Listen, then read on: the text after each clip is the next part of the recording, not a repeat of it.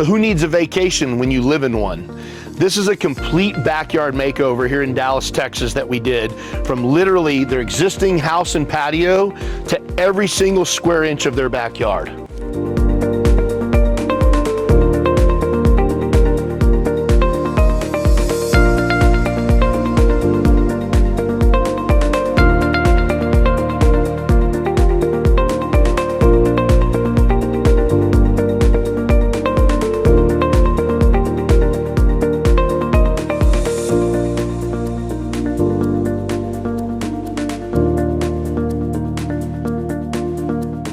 When talking about backyard outdoor living spaces and a vacation right outside of your door, this project is a great example. We're starting here on the patio of the home, the original patio that's been completely redone. From painting the walls to completely tongue and grooving their ceiling to match the new structure, all new lights, fans, heaters, and then furthermore, a beautiful tile, a slate tile down on the floor with a Schluter's edge.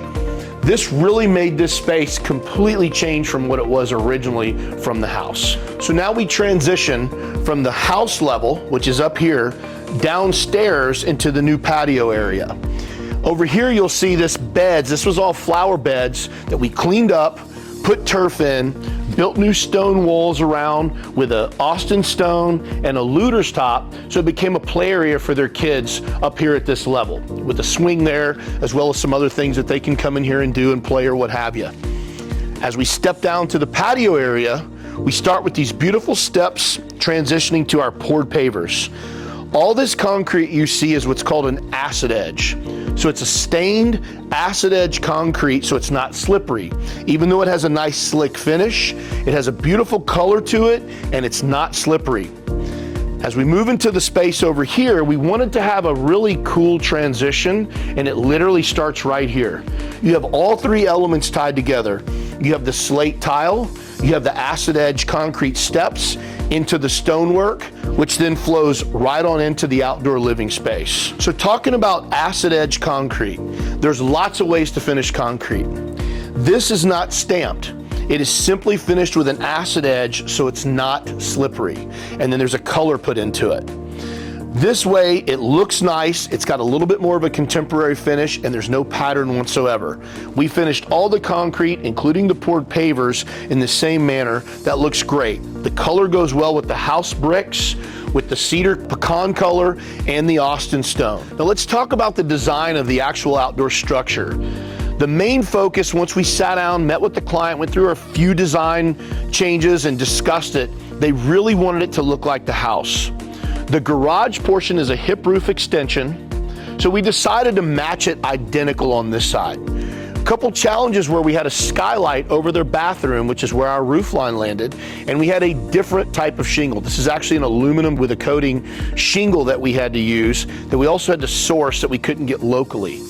So those were a few immediate challenges, but we really wanted this structure to match the house. A couple other things we did is we matched it with 6-inch gutters and 3x4 downspouts to minimize the amount of downspouts we have. You don't see any downspouts anywhere back here until you get around the corner or over here on this side. That way these larger gutters can take on a lot more water.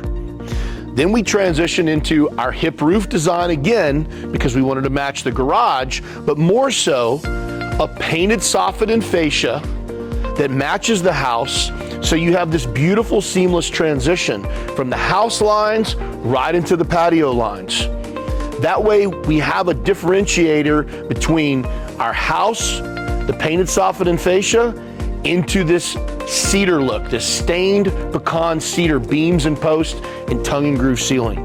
This really made this area stand out, but yet it all ties back into your brick color and your colors on your patio that are already in place. So moving into the actual space itself, this client wanted a lot of stuff in here. We didn't have a ton of room. This is roughly 22 by 20. So it's not massive, but we had to put a lot of stuff in here. He wanted a lot of kitchen, a lot of bar, and a big fireplace area. They wanted to make sure we had enough room to have a beautiful seating area so you could sit here in front of the fireplace and watch TV while someone cooked. By looking here, you see this big hearth bench that we have, which allows people to sit there and lounge there, but it just gives the fireplace a really beautiful, bold appearance. But in this kitchen, that's kind of where the magic happened. We had to be careful not to take up our floor space, so we did push the kitchen out a little bit. We had to take the bar out just under the soffit there. So you have to make a decision between, do I want my bar area completely covered and pull it in? Or am I okay pushing it out just a little bit, exposing people somewhat, but giving me more floor space inside?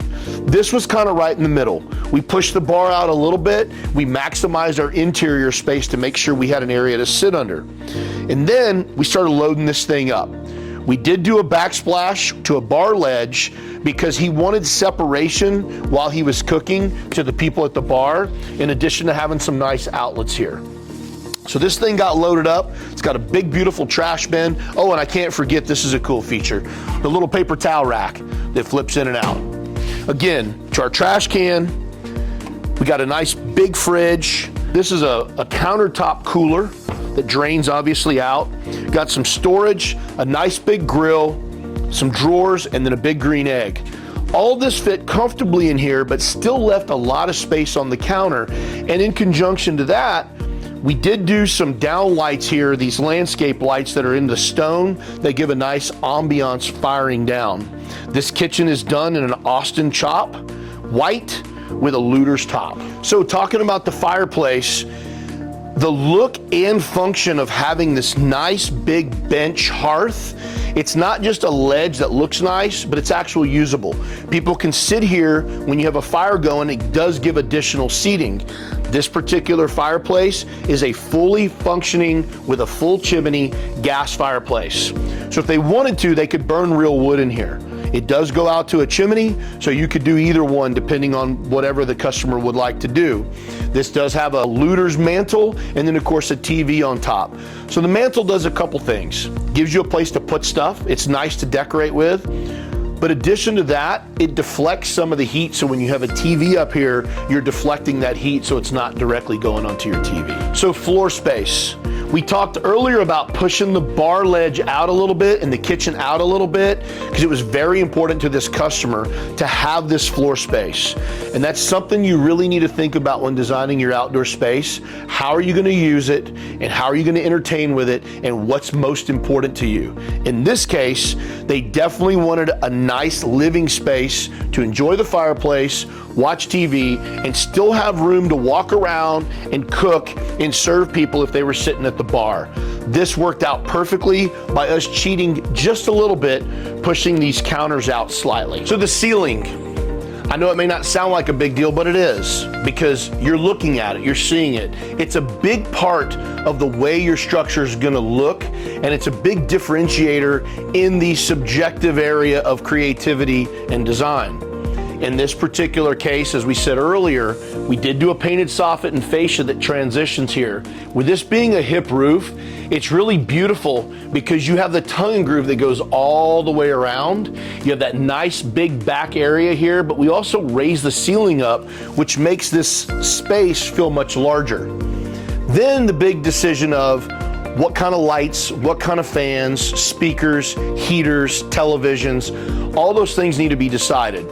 In this case, they wanted a lot of lights, so we not only have lights under here, but we've got lights all the way around the soffit to light up the bar area. They also like to watch sports and listen to music. So we have some custom integrated speakers, and then of course one nice big ceiling fan and a couple TVs. They do have the fireplace for some warmth, but sometimes people will add heaters in addition to that. Corner spaces and kitchens. They're almost kind of a waste of space sometimes because there's a transition and they're shared in the turn. Whenever you have an egg, this is the perfect place for them because you can slide them all the way back and it makes a great use for a corner. The other thing I like to put in corners are sinks because you can access it from the corner and it's not like a regular appliance would fit in there great. So the egg or a sink work really well when you're putting a corner in a kitchen. So when building a structure, depending on the size, a lot of people will undersize the posts. I personally don't like that. I think the larger posts just look better.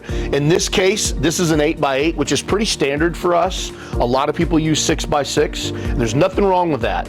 I personally like an 8x8 or a 10x10 or even a 12x12 if it's a massive structure. I just think it looks better. In this case, this is, like I said, about a 22x20. And so I think the 8x8s fit perfectly with the 6x12 beams on top of it. So how do we integrate this into the house and really make it an extension of the home rather than just shoving it up against the back? Well, there's one way to do that. That you go into the wall, you remove the soffit and fascia. This 6x12 beam is literally setting on the wall cap inside of here. Same thing over there. And you can see the nice clean transition when we go from our cedar into our painted area. The same thing happens over there. We transition nicely right back into the roof line, but our big beams are sitting on the wall caps with our big brackets tying them back into the house. So literally, this structure is an extension of the home. Tying all your stonework together in your yard. Often people want to try to match their brick exactly or match something else that's going on, like a flagstone or an Oklahoma stone or something else they had. I like to always try to step it up a bit and get a little bit more contemporary if you're going to do that. The Austin White does a really good job of that. You see, this is the Austin White chop here on this old retaining wall and flower bed area, even with our stairs, with a Luder's top. We go around to even that little tie-in on the house over there. Austin White with a Luder's top. Same thing on the kitchen and bar and fireplace.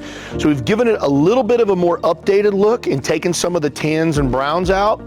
And then you can flow from there right over here to our raised beds, which we did all the way down. They're on footings, so there's a concrete footer under there. And yes, there's drains across this entire flower bed. But more so in the back, we did a solid poured cement wall over block, so it has a real backing to it. It's not just up against wood, and yes, there are drains on the backside as well.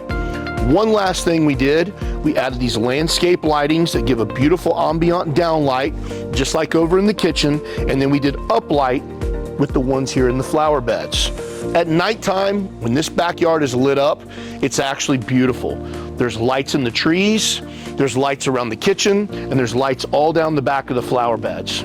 So all in all, this entire project was a complete makeover on the back of the house all the way out to the back of the fence. So we've told you about the roof, we've told you about the gutters, we've told you about the old patio, the stone, the structure.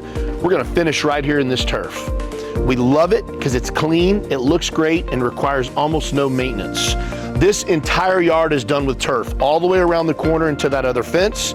Even in that old flower bed area that we talked about earlier, that's now a play zone for the kids. This is completely permeable. Water goes through it, pets can use it. You clean it up exactly the same, turn the sprinklers on, wash it off, come out here and it's nice and clean and ready to go. If it's summertime and it's a little warm, you cut your sprinklers on, cool it down a little bit, and you can let the kids come out here and play. That's why we love to do turf, because it looks good and it performs great. So now that you've seen this entire backyard makeover here in Dallas, Texas, we hope we've given you some design ideas, shown you ways to kind of tie it all together, and given you some things to think about as far as when you're doing your own, things maybe not that you're thinking about now, but you're thinking about over the next 5 years that you're gonna want long term. This is a beautiful project that has multiple elements, and hopefully it gave you some insight as to what you can do in your space. We sure appreciate you watching. We hope we helped you in some way, and remember, always do the right thing.